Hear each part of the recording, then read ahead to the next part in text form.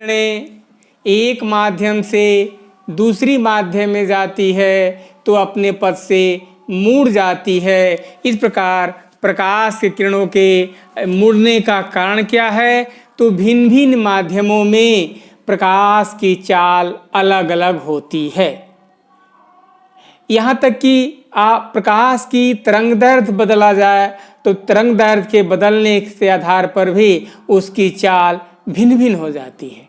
तो यानी प्रकाश का अपवर्तन होता है तो तरंगदैर्घ्य, तीव्रता, चाल बदल जाती है। केवल क्या नहीं बदलता है? तो आवृत्ति नहीं बदलती है। और दूसरी बात ये भी ध्यान रखना हो कि प्रकाश के अपवर्तन समांतर से जब किसी तल पर तिरछी आपतित होती है तो दूसरे माध्यम में जाती है तो उन पथ से मुड़ती है। अगर ये हो जाए अभिलंबोत आपतित होगी तो वो सीधे निकल जाएगी। यानी प्रकाश किरणें यदि अभिलंबोत किसी तल पर आपतित होगी तो सीधे निकलेगी। हाँ, तिरछी आपतित होती है तभी ये आपके पथ पर मुड़ती है। इस चीज़ को भी ध्यान रखना होगा। और ये चीज़ भी ध्यान रखना है कि अपवर्तन के कारण ही तारों का टिमटिमाना है, किसी द्रव में रखी हुई आपको छड़ का झुका हुआ दिखाई देना, या आपका आभासी गहराई का आपका कम प्रतीत होना, ये सब घटना किसी कारण से है? अपवर्तन के कारण है। या सूर्योदय और सूर्यास्त के समय आपको सूर्य जब छाती से नीचे हो जाता है तो भी वो दिखाई देता है, ठीक ना? में जल भर दे तो सीके का ऊपर उठना, ऊंचा दिखाई देना, ये सब अपवर्तन के कारण ही होता है। इस प्रकार आपका एक चीज़ ध्यान रखना है कि जब किरणें सघन माध्यम से विरल माध्यम में जाती है तो अभिलंब से आपको दूर हट जाती है, और जब विरल से सघन में जाती है तो अभिलंब से की ओर झुक जाती है। आपको जिसकी तरंगदैर्घ्य अधिक होती है, यानी लाल की तरंगदैर्घ्य अधिक होती है तो उसकी चाल भी अधिक होती है, और बैगनी की तरंगदैर्घ्य कम होती है तो उसकी चाल भी कम होती है। और ये चीज़ जानिए कि जब आपको चाल अधिक होती है तो उसका अपवर्तनांक कम होगा, और जिसका आपका चाल जिस रंग के लिए चाल कम होगा उसका अपवर्तनांक अधिक होता है। इस प्रकार बैगनी रंग के लिए अपवर्तनांक का मान अधिक होता है और लाल रंग के लिए अपवर्तनांक का मान आपको कम होता है। तो प्रकाश के एक माध्यम से दूसरी माध्यम में गमन को ही क्या कहते हैं? आपका अपवर्तन कहा जाता है। इस अपवर्तन में एक नियम का भी पालन होता है जिसे क्या कहते हैं? स्नेल का नियम कहते हैं। इस नियम में इस चीज़ को जानना है कि साइन आई बटा में साइन आर बराबर आपका 1/2 कहा जाए, या आप इसको वर्तमान में n/1 से भी लिख सकते हैं। यानी आपको दूसरे माध्यम का अपवर्तनांक पहले माध्यम के सापेक्ष इससे कहते हैं, या पहले माध्यम के सापेक्ष दूसरे माध्यम का अपवर्तनांक। बात एक गई हुई, कहने का तरीका आपको अलग अलग है जाता है। तो इस तरह से आपका इसी को स्नेल का नियम कहते हैं। जो यहाँ अपवर्तनांक प्राप्त होता है यह एक अदिश राशि होती है। समांतर से यह अदिश राशि है और इसका मात्रक नहीं होता, ये अनुपात है। इस प्रकार अगर वर्तमान में देखा जाए तो साइन आई बटे साइन आर बराबर आपको जो उस माध्यम का अपवर्तनांक है ये प्राप्त होता है। अब किरणें अगर वायु से या निर्वात से, देखिए वायु का अपवर्तनांक 1.003 होता है और निर्वात का आपको 1 होता है। इसलिए निर्वात या वायु के सापेक्ष भी लें तो लगभग वही अपवर्तनांक है उसका। इसलिए वायु के सापेक्ष अपवर्तनांक अगर किसी माध्यम के लिए निकाला जाता है तो उसको निरपेक्ष अपवर्तनांक कहते हैं। निरपेक्ष मतलब कि उसकी एब्सोल्यूट वैल्यू मिलती है, उसकी आपको वास्तविक उसका अपवर्तनांक होगा उस माध्यम का। और अगर एक माध्यम के सापेक्ष, यानी कहने का मतलब कि पहला माध्यम अगर वायु न होकर के कोई अन्य माध्यम है और उसके सापेक्ष अगर दूसरे माध्यम का अपवर्तनांक निकालते हैं तो उसको सापेक्ष अपवर्तनांक कहा जाता है, ठीक ना। तो इस तरह से यानी निर्वात के सापेक्ष अगर किसी माध्यम का अपवर्तनांक है तो वो निरपेक्ष अपवर्तनांक होगा, और अगर एक माध्यम के सापेक्ष, जैसे जल के सापेक्ष कांच में आपको ऐसे करके निकालेंगे तो उसको सापेक्ष अपवर्तनांक कहा जाता है। तो ये आपका स्थिति है। अब अगर देखा जाए तो ये जानते हैं कि प्रकाश किरणें अगर सघन से विरल में जाती है तो अभिलंब से दूर हट जाती है। किससे बता रहे हैं? सघन से विरल में जाने पर अभिलंब से दूर हट जाती है और विरल से सघन में जाती है तो अभिलंब की ओर झुक जाती है। तो इसके आधार पर आपको सघन से विरल में जाना या विरल से सघन में जाने पर वो आपको अभिलंब की ओर झुक जाती है, इस तथ्य को आपको ध्यान रखना होगा। और ये चीज़ ध्यान रखना होगा कि जिस माध्यम में प्रकाश का वेग जितना अधिक होता है वो उतना ही विरल होता है और जिस माध्यम में प्रकाश का वेग कम होगा वो उतना ही अपेक्षाकृत सघन माना जाएगा। यानी सघन माध्यम में क्या होता है? वेग सघन माध्यम का अपेक्षाकृत कम होगा, वो माध्यम सघन माना जाता है और जिसमें वेग अधिक होता है वो माध्यम आपको विरल माध्यम।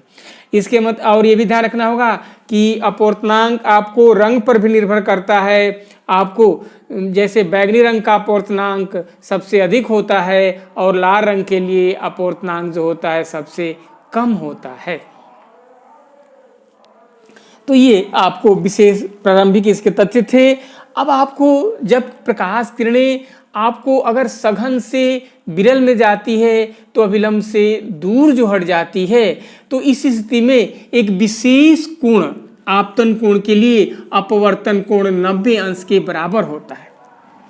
तो आपको क्रांति कोण किसे कहते हैं? तो इसका जवाब होगा कि जिस आपतन कोण के लिए अपवर्तन कोण का मान 90 अंश के बराबर हो जाता है उसी कोण को ही, उस आपतन कोण को ही क्या कहते हैं? आपको क्रांति कोण कहा जाता है। अगर आपतन कोण का मान क्रांति कोण से अधिक हो जाता है तो इस घटना को पूर्ण आंतरिक परावर्तन कहते हैं। अर्थात इसमें जो होता है आपको किरणें जो होती है दूसरे माध्यम में नहीं जाती है बल्कि उसी माध्यम में लौट जाती है। तो ये पूर्ण आंतरिक परावर्तन कारण से कुछ घटनाएं को भी ध्यान रखना है कि हीरे का चमकना किस कारण से होता है? तो पूर्ण आंतरिक परावर्तन के कारण से होता है। अगर आपको जल के अंदर प्रखनल्ली आपको रख दी जाए जो खाली हो तो उसके भी चमकना वो भी पूर्ण आंतरिक परावर्तन के कारण है आपका। इसके बाद अगर जल के अंदर अगर वायु का बुलबुला है उसका भी चमकना पूर्ण आंतरिक परावर्तन के कारण है। या कांच के अंदर भी अगर आपको बुलबुले हों वायु के तो उनका चमकना भी क्या है? पूर्ण आंतरिक परावर्तन की घटना है। तो ये सब क्यों होती है? पूर्ण आंतरिक परावर्तन के कारण ही होती है। पूर्ण आंतरिक परावर्तन के लिए शर्त है कि किरणें कहाँ जाएंगी? सघन से विरल में जानी चाहिए, कांच से जल में। यानी जिस माध्यम का अपवर्तनांक अधिक होगा उससे कम में के ध्यान रखिएगा। तो कांच से अगर जल में जा रहा है, जल से वायु में जा रहा है या आपको कांच से वायु में जा रहा है तब क्या होगा? उस स्थिति में आपको पूर्ण आंतरिक परावर्तन की संभावना है। वो आपतन कोण पर निर्भर करता है और विशेष आपतन कोण के बाद ही पूर्ण आंतरिक परावर्तन की घटना होती है। अब जानिए कि मैं अभी सापेक्ष और निरपेक्ष अपवर्तनांक बता रहे थे, ये चैप्टर पहले समझने के लिए है। तो जो सापेक्ष और निरपेक्ष अपवर्तनांक बता रहा था कि अगर निर्वात के सापेक्ष किसी माध्यम का अपवर्तनांक निकालते हैं तो उसको ही निरपेक्ष अपवर्तनांक कहते हैं और एक माध्यम के सापेक्ष दूसरे माध्यम का अपवर्तनांक निकालते हैं तो वो आपका सापेक्ष अपवर्तनांक होगा। जैसे अपवर्तनांक निकालेंगे 1n2 तो एक्चुअल में यह आपको जब 1n2 निकालते हैं तो इसकी वैल्यू n2/n1 होती है। यानी दूसरे माध्यम का निरपेक्ष अपवर्तनांक और बटा पहले माध्यम का निरपेक्ष अपवर्तनांक दोनों के अनुपात में से हमें सापेक्ष अपवर्तनांक प्राप्त होता है। चूंकि n2 बराबर c/v2 हो जाएगा और n1 बराबर c/v1 हो जाएगा। उलट करके अगर उल्टा जाएगा तो क्या होगा? v1/v2 भी इसको ले सकते हैं। तो 1 अपवर्तनांक जो होगा सापेक्ष अपवर्तनांक दोनों माध्यम में प्रकाश के वेग के अनुपात के ही बराबर होती है। और जब निरपेक्ष अपूर्णांक निकालते हैं तो यह आपको c/v होगा। निर्वात में प्रकाश का वेग और बटा माध्यम में प्रकाश का वेग, उसी के अनुपात को ही क्या कहते हैं, आपको अपूर्णांक कहते हैं, वो उसे निरपेक्ष अपूर्णांक कह दिया जाता है। तो इस तरह से आपको हमें उम्मीद है कि निरपेक्ष अपूर्णांक में निर्वात के सापेक्ष किसी माध्यम का अपूर्णांक ही निरपेक्ष अपूर्णांक कहलाता है और एक माध्यम के सापेक्ष दूसरे माध्यम। अब ध्यान रखना होगा कि जिस माध्यम का अपूर्णांक ज़्यादा है उसके मतलब कि उसमें प्रकाश की वेग कम होती है, उसी का अपूर्णांक आपको ज़्यादा होता है। जैसे बैगनी रंग का अपूर्णांक ज़्यादा होगा और लाल रंग के अपूर्णांक सबसे कम होगी। इस प्रकार अपूर्णांक रंग पर भी, प्रकाश के रंग पर भी वो निर्भर करेगा, ठीक ना। अब एक चीज़ भी और भी ध्यान रखना है कि जैसे कई माध्यम 1n2 निकाला जाए, 2n3 और 3n1, ऐसे करके वो एक से दूसरा माध्यम, दूसरा तीसरा, तीसरा से पहला, तो इसका मान 1 होता है। इसके आधार पर 2n3 निकालते हैं तो 2n3 का मान अगर निकाला जाएगा तो ये आपका 1n3 अपान 1n2 होगा। ये आपको सूत्र बनता है 2n3 बराबर 1n3 अपान 1n2, यानी इसका अपूर्णांक नीचे है, इसका अपूर्णांक ऊपर है। अब पहले माध्यम को समान तरह से हवा मान लें, दूसरा माध्यम जल हो और तीसरा ग्लास हो, यानी कांच के ऊपर पानी है और हवा से प्रकाश किरण उसमें जा रही है, तब क्या हो जाएगा, यानी WNG निकालना होगा। तो नियम कह रहा है कि ANG अपान ANW, ऐसे करके निकालोगे। ANG के मतलब कि चलिए निर्वात और वायु के एक ही माना जाता है, तो यह ANG मतलब कांच का वो निरपेक्ष अपूर्णांक है। उसी प्रकार AW क्या है, जल का निरपेक्ष अपूर्णांक है। और आप जानते हैं कि कांच, सामान्य कांच का अपूर्णांक 3/2 होता है, जल का आपको 4/3 होता है। अगर अपूर्णांक जानकारी नहीं है तो अगर उस माध्यम में प्रकाश की वेग की जानकारी है तो निर्वात में प्रकाश की वेग बटा में उस माध्यम में प्रकाश की वेग, दोनों के अनुपात से ही उस माध्यम का अपूर्णांक आप ज्ञात कर सकते हैं। तो इसके आधार पर आपको माध्यम का अपूर्णांक, इसलिए अगर WNG का यहाँ मान निकालना होगा तो 3/2 बटा में 4/3 तो 9/8 हो जाएगा। और GNW कहेगा, यानी क्या है, यह जल के सापेक्ष कांच का अपूर्णांक, ध्यान रखना होगा, जल के सापेक्ष कांच का, और ये क्या है, कांच के सापेक्ष जल का अपूर्णांक है। तब क्या हो जाएगा, आपको उसी का उल्टा हो जाएगा, 8/9 है। यानी अगर ANG का मान 3/2 है और GNA का मान निकालना होगा तो इनको इन्वर्ट कर देंगे तो 2/3 मान प्राप्त हो जाएगा। तो ये इस तरह से आपको ANG या GNA में यह संबंध है। और इसके आधार पर, यानी अगर एक के सापेक्ष दूसरे माध्यम का अपूर्णांक जानकारी है तो दूसरे माध्यम के सापेक्ष पहले माध्यम के अपूर्णांक को भी ऐसे करके आप निकाल सकते हैं। अब जो ये यहाँ मेन रूप से यहाँ समझना है उस टॉपिक पर कि देखिए किसी माध्यम के अपूर्णांक, जो आप उस माध्यम में प्रकाश की वेग अगर आपका यानी निर्वात में प्रकाश की वेग और उस माध्यम में प्रकाश के वेग के अनुपात के बराबर होता है, इस तरह से है। तो इस अपवर्तन कारण भी व्यवहारिक जीवन में कुछ घटनाएं पाई जाती है, जैसे तारों का टिमटिमाना हो, आपको किसी भी अगर बाल्टी है उसमें सिक्के या किसी भी गिलास व्लास हो उसमें पानी द्रव भरा हो, उसमें सिक्के का ऊपर उठना, ये भी क्या है, ये भी अपवर्तन के कारण ही है आपका। क्योंकि आपका या कोई छड़ी का मुड़ी हुई दिखाई देना जल के तल से, ये भी अपवर्तन की घटना है। तो ये सभी घटना जो होती है अपवर्तन के कारण ही होती है। और इसी कारण से जो तालाब होता है, जैसे नाव पर जाते हैं तो तालाब की गहराई जो होती है आभासी गहराई कम प्रतीत होती है, यानी उसकी तली उठी हुई प्रतीत होती है।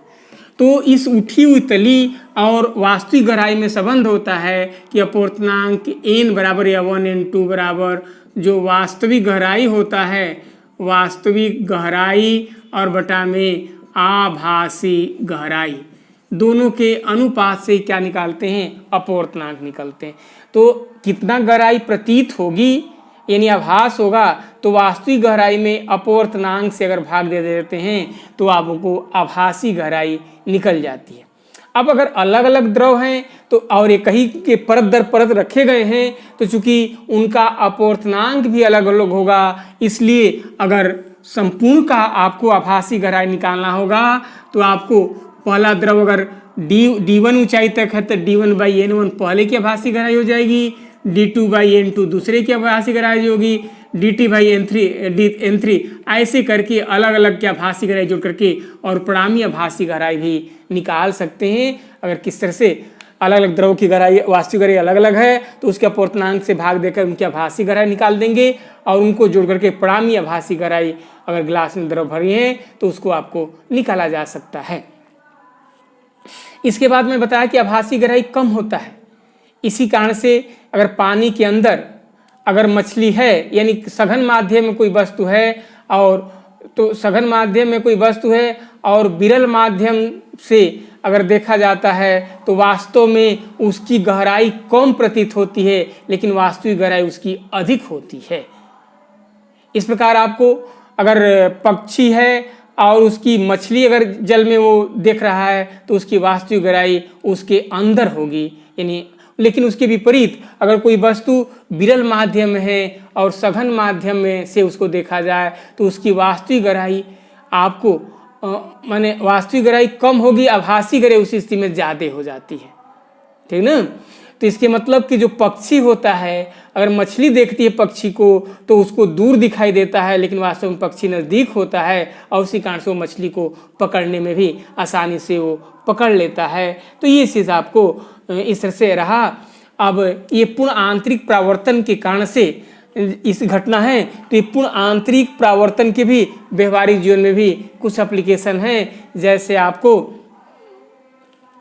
रेगिस्तान में मृग मरीचिका की घटना का होना का जवाब क्या होगा, ये किसके कारण से होता है, पूर्ण आंतरिक परावर्तन के कारण से होता है। इसमें क्या होता है कि ऊपर आकाश का प्रतिबिंब भी नीचे बन जाता है जिससे आभास होता है कि जल है। उसी प्रकार ठंडे प्रदेशों में उन मरीचिका की घटना होती है जिसमें आपको जहाज पानी के जहाज ऊपर वायु में तैरते हुए प्रतीत होते हैं। समकोण त्रिभुज पर चित्र में दिया गया है तो ऐसी किरणें आपतित होगी तो हो सकता है कि 180 अंश के कोण पर ये मुड़ करके बाहर निकल जाएगी। लेकिन अगर समकोण त्रिभुज है और इधर से किरणें आपतित हो रही है तो ये इस तरह से 90 अंश के कोण पर भी ये मुड़ सकती है। इसी को पूर्ण आंतरिक परावर्तक प्रिज्म कह सकते हैं। तो अगर ऐसा प्रिज्म है तो ये प्रिज्म ध्यान रखना होगा कि अगर लंब या धार की भुजा पर पड़ रही है तब तो क्या होगा, वो 90 अंश कोण पर मुड़ रही है और कर्ण पर ऐसे करके आपतित होगी तो 180 अंश कोण पर भी उसको पीछे की तरफ आपको मोड़ सकती है। तो ये रहा आपको इसमें से विशेष तरह से जैसे वास्तविक गहराई और आभासी गहराई पर भी क्वेश्चन बन सकते हैं। तो ध्यान रखना होगा कि अपवर्तनांक बराबर वास्तविक गहराई बटा में आभासी गहराई होता है या कितना उठा हुआ प्रतीत होगा। तो उठा हुआ प्रतीत माने उठा हुआ जो प्रतीत की बात आती है ये वास्तविक गहराई में से आभासी गहराई को जब निकाल देते हैं तो उतनी वस्तु के ऊंचाई पर उठी हुई प्रतीत होगी। तो वो कितना ऊंचा उठ जाएगा उसकी गणना होगा। तो आपको पहले आभासी गहराई क्या करेंगे, वास्तविक गहराई में अपवर्तनांक से भाग दे देते हैं तो आभासी गहराई निकल जाती है और वास्तविक गहराई में से आभासी गहराई घटा देते हैं तो उतनी वस्तु के ऊंचा हुआ प्रतीत होगी। तो ऐसे करके भी आपको ध्यान देना है। एक चीज़ और भी ध्यान रखना है कि जैसे आपका प्रकाश का पथ उत्क्रमणीय होता है, यानी एक माध्यम से दूसरी माध्यम में अगर जिस मार्ग से जाता है अगर दूसरे मार्ग में उसी मार्ग से आना हो तो पहले मार्ग में फिर उतने ही कोण पर आपतित होगा। इसी कारण से अगर 2-3 माध्यम दिए जाएं और यहाँ से किरणें आपको दूसरे माध्यम से तीसरी माध्यम जाएगी तो हम यहाँ अभिलंब की ओर झुकती जाएगी। लेकिन एक चीज़ ध्यान रखना होगा कि जो निर्गत किरण है अगर ये माध्यम आपको पहला और अंतिम माध्यम समान है तो निर्गत किरण और आपको आपतित किरण दोनों समानांतर होगी, विस्थापित तो हो जाएगी लेकिन ये दोनों किरणें हमेशा